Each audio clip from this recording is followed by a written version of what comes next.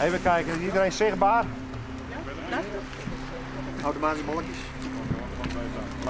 Is iedereen zichtbaar? Iets inschikken nog? Ja. Ja, even aankruipen. Kees even voorhotsen. Kees er geleden, hè? Denk erop. Kunt u even naar de camera kijken?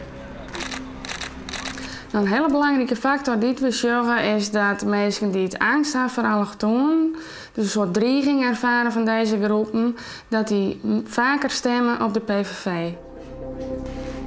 En dan zou ik nu graag het woord willen geven en introduceren onze voortrekker Geert Wilders en onze lijsttrekker Max Aardenaar. Graag een applaus.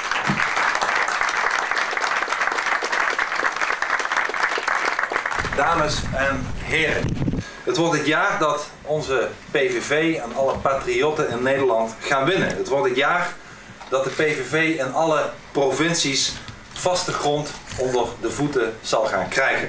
Ik stem geen PVV. Nee. Dat is de eerste partij waar ik nooit op stemmen zal. Zulke standpunten, nou we dat zien hebben, dat jet net zo. Ik stem op PVV. Puur om de mij wordt wat verhoorings komen, vind ik. En wat van verhoring dat er dan binnen maakt het me net vol uit. Maar het hoeft net altijd CDA, PvdA en VVD te werden, denk ik. Ik ben er met dit geweldige team klaar voor. Een volkspartij voor en door echte Friezen. Vanaf deze plek roep ik iedereen op om op 2 maart te gaan stemmen.